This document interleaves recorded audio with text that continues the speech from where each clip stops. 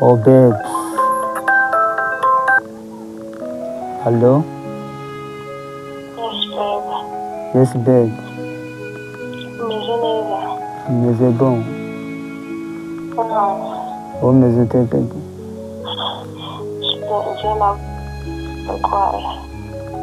Ba? Ndarwaye. Warwaye iki sheri?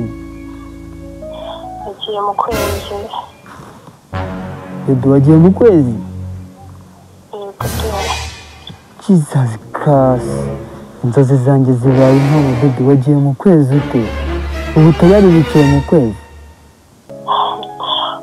Wajireka. Nagiye mu kwezi. Sukwezi. Ukwezi ndakuzi, abazungu bagiyeyo, hari abazungu bagiye gukorera ubushakashatsi, ubu nawe wagiye mu kwezi. Ahubwo reka mpita nkubaza ikibazo. Mu kwezi ubu ngubu urimo urareba hasi umbwira amazu n'amamodoka cyangwa n'abantu bari hasi uri kubabona?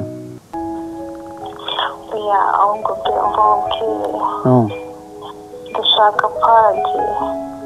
Oh my God, ikarita ikujyana mu kwezi wayisize se sheri, kuki wayisize ubwo ngubwo? Reka mbwire Sata, reka mbwire ntuze we, reka mbwire. Niki kandi? Ni padi nakuyizi. Padi ni ikarita abantu bagenderaho. Ya, padi yindi y'abakobwa. Padi y'abakobwa se abakobwa nabo bagira amakarita kandi?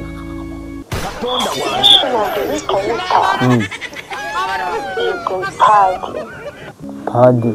None uragira ngo nyikuzanira aho mu kwezi se cyangwa nshaka umuntu nimuhe ayikuzanira? Umuntu yihayinzanire. Padi? Yego. Kasi padi. Nese wagiye gute nta karita ufite? Margarita padi niba nk'umumotari yahita yinzanira mbese akanya byihutirwa. Aragusanga mu kwezi? Yego. Ese ubwo ngubwo arazamuka agere mu gicu no mu kirere gute kugira ngo akuzanire iyo padi? Iyo padi nzi ko ari ikarita. Uramubwira mu rugo se uhazise umubwire nyine niba ari mu nsange niho ndi mu kwezi. Ese iwanyu hariyo ikirere ra?